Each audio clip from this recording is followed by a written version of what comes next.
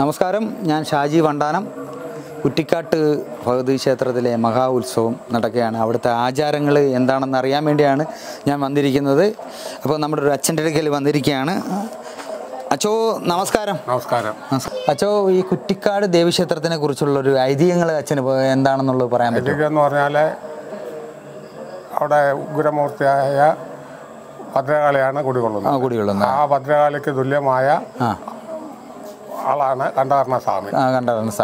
കണ്ഠാകർണസ്വാമിയുടെ ഏറ്റവും പ്രധാനപ്പെട്ട വഴിപാടാണ് ആൽത്തണ്ട് വഴിപാട്. ആൽത്തണ്ട്. ഈ ആൽത്തണ്ടിനെ കുറിച്ച് എന്താണ് ആ വഴിപാടിനെ കുറിച്ച് അച്ഛന് പറയാനുള്ളത്? ദാരികവധം കഴിഞ്ഞ് ഭദ്രകാളിയോടെ ദാരികഭക്തിയായ മനോദരിക്ക് തീർത്താൽ തീരാത്ത വകയുണ്ടായി. ശിവനിൽ നിന്നും വരപ്രസാദമായി ലഭിച്ച വസൂരി വിത്തുകൾ വഴിമധ്യേ ഭദ്രകാളിയുടെ ദേഹത്ത് വാരി വിതറി. ബോധരഹിതയായ ഭദ്രകാളിയെ ദണ്ഡങ്ങളിൽ നിന്ന് ജനിച്ച കണ്ഠകർണൻ ദിവ്യായുധമായ ദണ്ഡുകൊണ്ട് വസൂരിക്കലയെ ആവശ്യമാക്കി നാവുകൊണ്ട് ദേവിയുടെ ശരീരത്തിൽ നിന്നും വസൂരി കലകളെ തുടച്ചു മാറ്റി. ബോധരഹിതനായ കണ്ഠകർണ.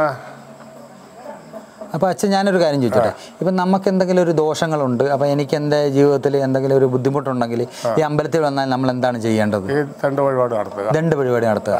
ആ ദണ്ഡ് വഴിപാട് നടത്തി കഴിഞ്ഞാൽ നമ്മുടെ എല്ലാ ദോഷങ്ങളും മാറി കിട്ടുമെന്നാണ് പറയുന്നത് ഇവിടുത്തെ ഐതിഹ്യം, അല്ലേ?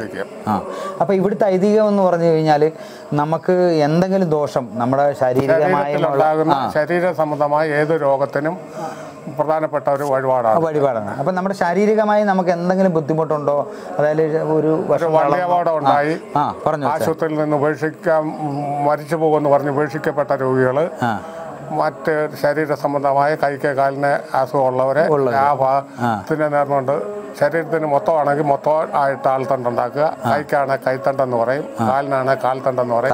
ഇത് ശരിയാക്കി നടയിൽ കൊണ്ട് ചാരിയാൽ ഈ അസുഖം മാറിക്കിട്ടുമെന്ന് ഭക്തജനങ്ങൾക്ക് വളരെ വിശ്വാസമാണ്. പ്രിയമുള്ളവരെ, ഈ ആൽത്തണ്ടിനെ കുറിച്ച് അച്ഛൻ എല്ലാം പറഞ്ഞു. ഇനി നമ്മൾ കാണാൻ കിടക്കുന്നേ ഉള്ളൂ ആ പൂരത്തിനെ കുറിച്ച്. ആ പൂരം നിങ്ങൾ കാണുക. ഓക്കെ.